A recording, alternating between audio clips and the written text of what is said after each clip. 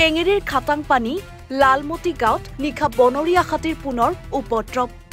ডুমডুমা সংমণ্ডলৰ খাটাংপানী আঞ্চলিক বন বিভাগৰ অন্তৰ্গত খাটাংপানী লালমাটি গাঁৱত বনৰীয়া হাতীয়ে তিনিটাকৈ ঘৰ ভাঙি তছনছ কৰে।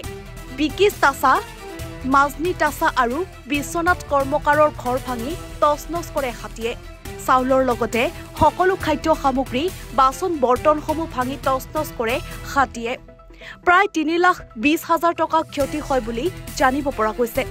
ইপিনে হাতীৰ উপদ্ৰৱৰ পিছতো কাণসাৰ নাই বিভাগীয় কৰ্তৃপক্ষৰ। খাটাংপানী লালমতি গাঁৱৰ ৰাইজে গণতান্ত্ৰিক আন্দোলনৰ হুংকাৰ দিয়ে। যোৱা নিশা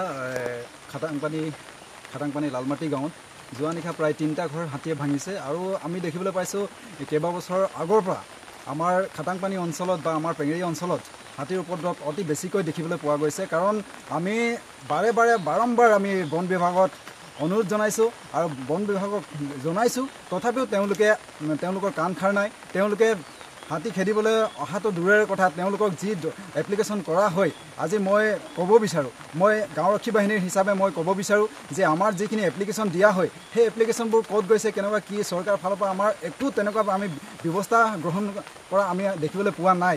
যি এপ্লিকেশ্যন দিয়া হয়, আজি সাধাৰণ ৰাইজৰ ঘৰ ভাঙিছে। আজি কেইবাটাও, আজি যোৱা ৰাতি তিনিটা ঘৰ ভাঙিছে আৰু তেওঁলোক একেবাৰে দুখীয়া। যিখিনি চাউল আনিছিলে সেই গোটেই চাউলখিনি খাই থৈ দিলে, তেওঁলোকৰ ঘৰ দুৱাৰ ভাঙিছে।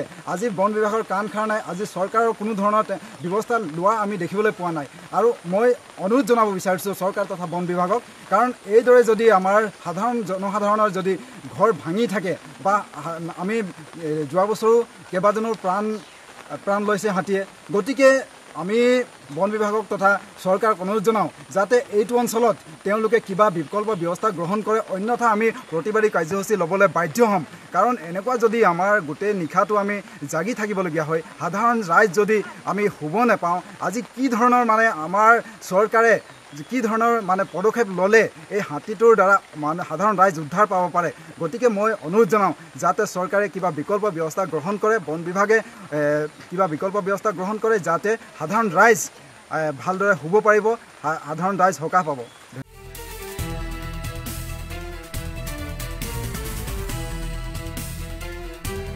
পেঙেৰীৰ পৰা প্ৰমোদ ভূঞাৰ ৰিপৰ্ট, এনি ভাৰত 24।